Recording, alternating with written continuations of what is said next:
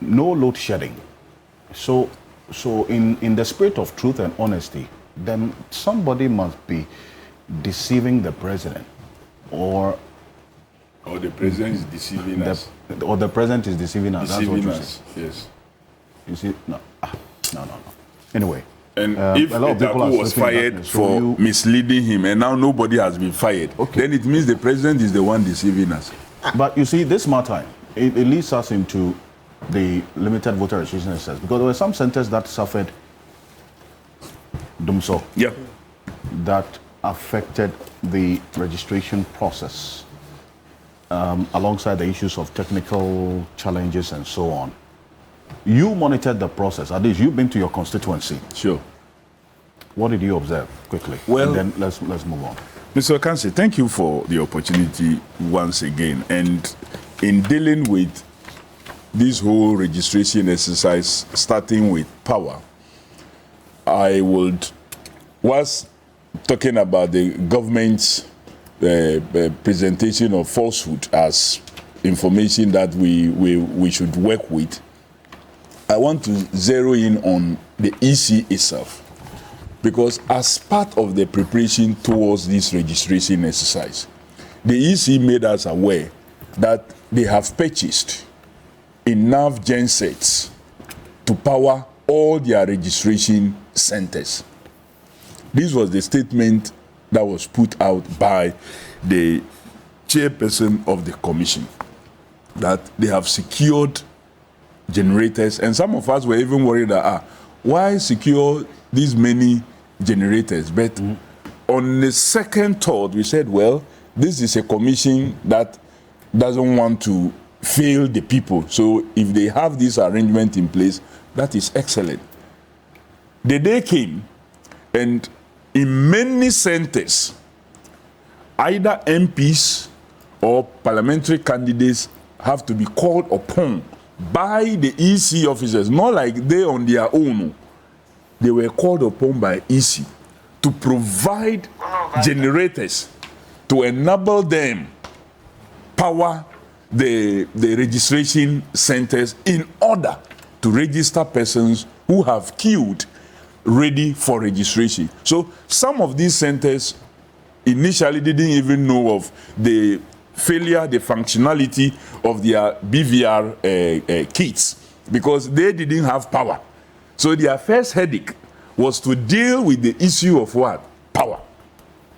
So when the power situation was solved through the provision of what? Generators, then it now go to the functionality of what? The biometric voter registration devices.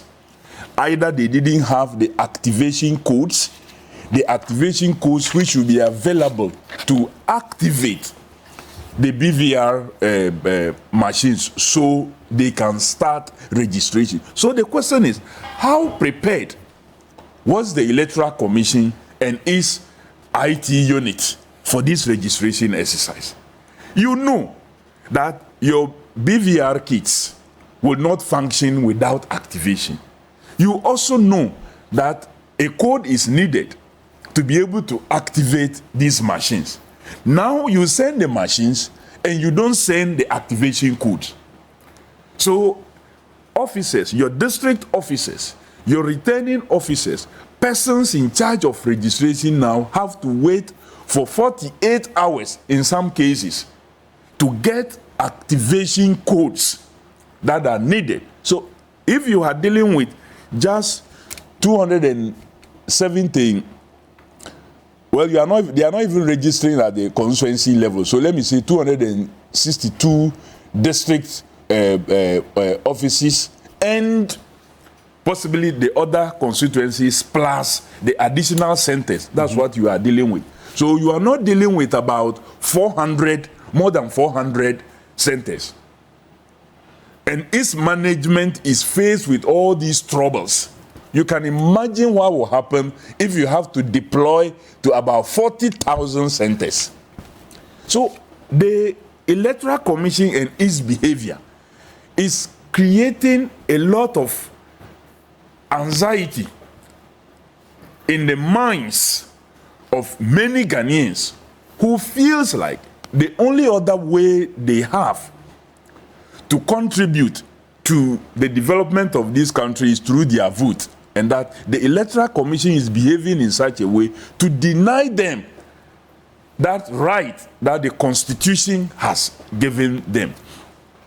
Mr. Okanse, you already know that this was an EC that kept the information of stolen BVR kits away from the public until we raised that matter when they came before us in Parliament. Then that was the first platform they accepted that some of their devices were what? Missing. But even at that meeting, they made it sound like, oh, it was just some laptops, like some small attachment that was so irrelevant. But continuous push has revealed that it was a whole set, a whole BVR kit set that is reported missing. Now the EC comes out to tell us that, oh no, these BVR kits that are missing cannot be used for anything once they don't have an activation code. Assuming they steal also your activation codes, because the activation codes will surely be generated by somebody. Now that we can find a commissioner in charge of IT following a presidential candidate in the person of Dr. Mahmoud Bawumia when he was in the Bono and then the Ahafo regions. Yeah, is that true? Very true. Very true. The answer that Kofi Tonto gave to that complaint was that, oh, the event was not an extremely partisan event. But whether it was, and that because there was a vice chancellor also present at that function. The question was that function for Electoral Commission? What will any officer of Electoral Commission have to do with a program being organized far away there by a presidential candidate, whether he was engaging? I believe that there should be a formal complaint about this. But Prof, that one you are going to do, Prof, beyond raising this, Prof, the one in charge of their IT. The IT, Prof. The president knows that this was a full card-bearing member of their party who actively participated in the processes leading to the 2020 elections, but they still went ahead and appointed him. Why won't he appear with their flag bearer now? You see, we run in a country where some persons just think that the whole governance setup is like running their home. Even in your home today, you sometimes have to engage with your case, your spouse and others in arriving at decisions that will better the lot of everybody. But the whole country is being run as if it's just somebody's private home affair. But getting back, So this matter, beyond raising it on this platform, are you going to file an official complaint to the commission on this? I believe that the party will surely do that. Okay. The party will surely do it, because it's a matter that have just come up and then it is ongoing. So surely the party will surely do that. So you now tell us that without activation codes, these stolen or missing BVRs could not be used for anything. Then a political party officially writes to you that as part of your processes, we want to know the codes, the serial numbers of the BVRs that you have deployed, and the serial numbers of the missing BVRs, so that part of the monitoring processes that our agents will be doing will be to look out if any of these BVR with the serial number that is reported as part of the missing ones will find its way to any of the stations. The Electoral Commission now comes to tell us that the serial numbers are sensitive documents that cannot be released. But that is also not true. What do you mean by it's not true? It's not true because as part of... They give a number of reasons, and we will put those reasons on the screen as we go on. Well, they say it would compromise the security and integrity of the kits. That's Mr. Okanse, it's not true. Mr. Okanse, as part of the reporting mechanisms, which must be witnessed by agents at the polling station.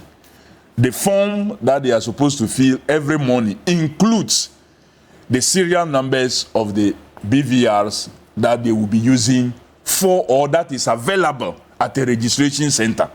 And at the end of the day, they will indicate which of these BVRs with which serial numbers were used. So this is information that is already available to our agents at the registration point, that if you want, you can get there. We only wanted officially the EC to communicate with us and to also give indication as to the serial numbers of the BVRs that were missing. Then they chose now to tell us, the same persons who said stolen BVR kits without activation codes is nothing to worry about, now comes to tell us that the submission of serial numbers of BVRs to a registered political party, a political party that have participated in every elections, every public elections that a political party is supposed to participate in the Fourth Republic, including the 1992 parliamentary elections. At least the MPP boycotted that elections. We have participated in every public elections conducted by the EC in this country in the Fourth Republic. Asking for this information, then you tell us that the submission of the serial numbers to a registered, active political party will undermine the security of your processes, when already this information is part of the information that you submit daily to our offices. If it is information that is submitted daily to your office, then why do you need the Electoral Commission? Nothing stops us to give you. Mr. Okansi, you have the information already. And I'm saying that nothing stops us from asking the Electoral Commission to make that information available officially from their headquarters. Okay. That was what we sought to do. I see. But because they refused, the national chairman indicated clearly that the processes available to us should be utilized. The continuous recording of the serial numbers every day during start and close of day, the machines that were used, the ones that were not used, should be continued. And as a result of that, as a party, we have all this information. Again, through our own investigative processes, we have been able to locate and to have knowledge of the serial numbers of the missing or the so-called stolen, the stolen or the so-called missing BVRs. You have the serial numbers? Yeah, we have the serial numbers. Where did you get it from? Oh, why? You want me to come and disclose where we got it from here? So we just want to tell anybody listening to us now or watching us who may be part of a game to introduce those machines with those serial numbers into the system that we already are very much aware, and it will not happen. You see, the level of vigilance and the level of genuine anger, even from within the commission itself, if like the commissioners know, and the people who want to push them know, like they would stop that processes of trying to undermine our democracy. Look, the commissioners, they allow themselves to be pushed into behaving in a way that created a SAL situation. If the commissioners had followed their own thinking and their own mind, and they have allowed the process to travel, in 2020, election material had been packaged for the people of SAL to also participate in both presidential and parliamentary elections. But somebody pushed the commission, because the commission in its own mind printed material, sent the material, packed the material, sealed the material, and was ready to dispatch the material to voting centers. But the night before the voting, someone pressed a knob somewhere, and the Electoral Commission, who have been thinking all this while may be right, decided to change their thinking and issued a statement signed as commission, asking the whole of the SAL area not to participate in the parliamentary elections. They did that, and they know the consequences. One day they will answer for it. That matter is not ended. They will answer for it one day. So for temporal and permanent staff of EC, who want to participate in any agenda to undermine the process, they should know they will be caught. Okay. And when they are caught, they will answer for it. Automatically, they will answer for it. But continuing. Rounding up. Well, maybe you will give me.